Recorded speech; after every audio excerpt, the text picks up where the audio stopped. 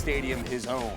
No doubt about it. All right, staying there in South Florida, and Odell Beckham Jr. is going to call that stadium home this upcoming season. The Dolphins adding an interesting weapon this weekend with Beckham Jr. That deal 1 year, reported by the NFL Network. It's worth $3 million with incentives that could push it to a max value to over $8 million. The Dolphins receivers, by the way, ranked in the top 4 in yards per reception, first downs, and touchdowns last season. Even though his time was limited, OBJ still managed a lot of big plays, averaging over 16 yards per catch last year, 7th best in the NFL. Keep in mind, last year with the Ravens, Beckham had 35 catches, 3 touchdowns. Again, the key for OBJ, can he stay healthy? Acho, what do you think of this signing here in South Florida in this offense?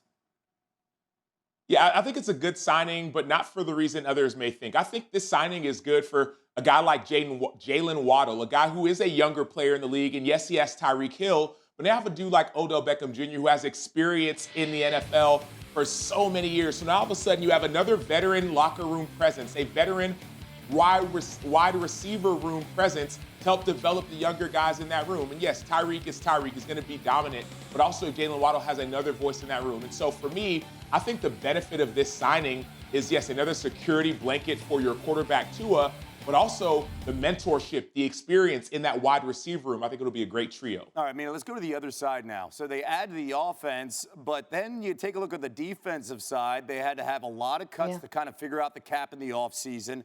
And then they lose the DC and Vic Fangio. How will that impact this team moving forward?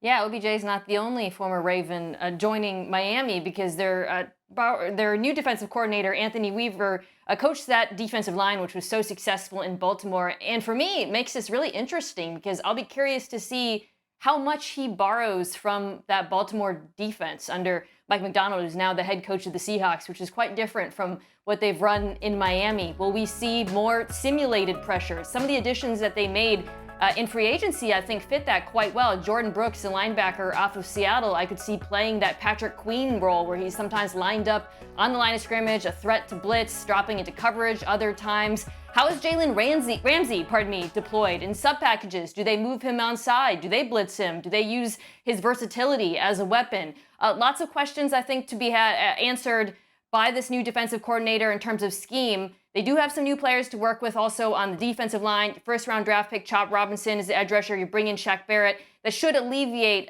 some of the issues they have as Jalen Phillips and Bradley Chubb work their way back from injury, too. And I love the last point you made, Mina, about the injury. The Dolphins' defense struggled last year. I don't think it was because of Vic Fangio. I think it was really because of injury. You talk about it. Jalen Phillips went down. Bradley Chubb went down. I mean, they were on their 3rd inside linebacker. And so you're watching tape last year saying, man, why is this defense struggling? Well, they're on 3rd-string players. And so I think those additions, Shaq Barrett, Chop Robinson, are going to be huge. But it'll be interesting to see, or maybe more difficult to try and implement Vic's defense when Anthony Weaver doesn't come from that type of system.